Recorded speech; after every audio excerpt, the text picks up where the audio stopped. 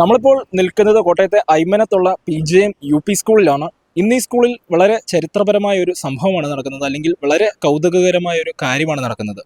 അതെന്താണെന്ന് നമുക്കൊന്ന് നോക്കാം.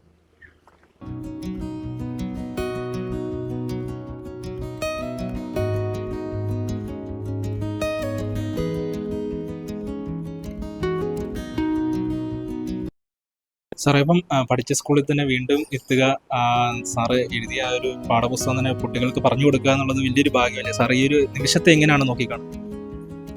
വളരെ രസകരമായിട്ട് തോന്നുന്നു എന്നുള്ളതേ ഉള്ളൂ. പഠനകാലം 1960, 62, 64 കാലം ആ സമയമാണ്. ആ സമയത്ത് നാട്ടിലെ പട്ടിണി ദാരിദ്ര്യം ഒക്കെ നിറഞ്ഞു നിന്നിരുന്ന ഒരു കാലമാണ്. ധാരാളം ബുദ്ധിമുട്ടുകളുണ്ടായിരുന്നു, ജീവിതത്തിൽ പ്രാരാബ്ധങ്ങൾ ധാരാളം ഉണ്ടായിരുന്നു. പക്ഷേ നാട് മറ്റൊരു രീതിയിൽ സമ്പന്നമായിരുന്നു. നാടിൻ്റെ പ്രകൃതി മനോഹാരിതയൊക്കെ ഇന്ന് കാണുന്നില്ല. ഇന്ന് വേറെ ദാരിദ്ര്യം വന്നിരിക്കുന്നു. മറ്റൊരു സാമ്പത്തിക ദാരിദ്ര്യത്തിൽ നിന്ന് കരകയറിയപ്പോൾ നാട്ടിൽ അല്ലാതെ ഒരു കാര്യത്തിന് രൂപപ്പെട്ടിട്ടുണ്ട്.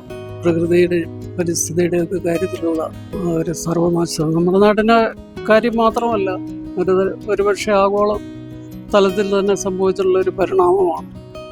അതിലെല്ലാവർക്കും ഉള്ള പോലെ തന്നെ ദുഃഖമുണ്ട്. പിന്നെ അത് രസകരമായ ഒരു ജീവിത സന്ദർഭമായിട്ട് തോന്നുന്നു, അത്രയേ ഉള്ളൂ. അല്ലാതെ ഒരു ആഗ്രഹ സാഫല്യം പോലെ അങ്ങനെയൊന്നും അനുഭവപ്പെടുന്നില്ല. അത് ഇങ്ങനെ സംഭവിച്ചു പോയ ഒരു സംഗതി. പിന്നെ കുട്ടികളോട് ഇൻട്രാക്ട് ചെയ്യുന്നതിലൊരു സന്തോഷമുണ്ട്. കാരണം ഞാനിരുന്ന ബെഞ്ചുകളിൽ ഇന്നിരിക്കുന്ന കുട്ടികളോട് ഒരു മുതിർന്ന കുട്ടി സംസാരിക്കുന്നത് പോലെ സംസാരിക്കാനുള്ള ഒരു രസം തോന്നുന്നു, അത്രയേ ഉള്ളൂ.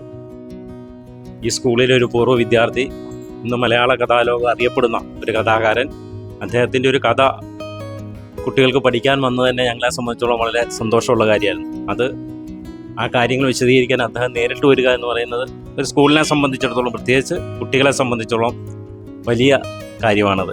അത് വളരെ സന്തോഷം ഞങ്ങൾക്ക് അതിലുണ്ട്, വളരെ അഭിമാനമുണ്ട്. അതുപോലെ തന്നെ സാറിൻ്റെ കഥകൾ പ്രത്യേകിച്ചെല്ലാം തന്നെ ജനിച്ച നാടുമായി ബന്ധപ്പെട്ട ഒരു ഗൃഹാതിരിത്വമൊക്കെ പേറുന്ന തരത്തിലുള്ള കഥകളാണ്. വളരെ ഒരു ആത്മബന്ധം നാടുമായിട്ടും നാട്ടുകാരുമായിട്ടും പഠിച്ച വിദ്യാലയവുമായിട്ടും ഒക്കെ പുള്ളിയുടെ എല്ലാ കഥകളിലും നിഴലിക്കുന്ന കാര്യമാണ്. അതൊന്നുകൂടെ അദ്ദേഹത്തിന് അയവിറക്കാനും അത് കുട്ടികൾക്ക് കേൾക്കാനും അതുവഴി അവർക്കൊരു പ്രചോദനമായി തീരാനും ഇത് കാരണമാവും എന്ന് തന്നെയാണ് ഞങ്ങൾ വിചാരിക്കുന്നത്. ഐമനം ജോൺ സാർ എൻ്റെ ഒരു ആത്മസുഹൃത്താണ്. അദ്ദേഹം ഈ സ്കൂളിലെ പൂർവ്വ വിദ്യാർത്ഥിയാണെന്ന് പറയുന്നത് തന്നെ നമുക്ക് അഭിമാനകരമാണ്. ഇപ്പം കേരളം ഒട്ടാകെ വിദ്യാഭ്യാസ വകുപ്പ് അദ്ദേഹത്തിൻ്റെ കഥ 7ാം ക്ലാസ്സിലെ പാഠപുസ്തകത്തിൽ ഉൾപ്പെടുത്തിയും തന്നെ നമുക്ക് ഈ സ്കൂളിന് തന്നെ വളരെ അഭിമാനകരമാണ്. ഇത് പൂർവ്വ വിദ്യാർത്ഥിയാണ്. അദ്ദേഹത്തിൻ്റെ കഥ അദ്ദേഹം ഇവിടെ 7ാം ക്ലാസ്സിലെ കുട്ടികൾക്ക് പഠിക്കാനുള്ളതെന്നുള്ളത് അദ്ദേഹം തന്നെ നേരിട്ട് വന്ന് കുട്ടികൾക്ക് ക്ലാസ് എടുക്കുന്നത് വളരെ ഒരു ചരിത്ര നിമിഷം തന്നെയാണ്. നമ്മുടെ സ്കൂളിന് വളരെ അഭിമാനകരമാണ്.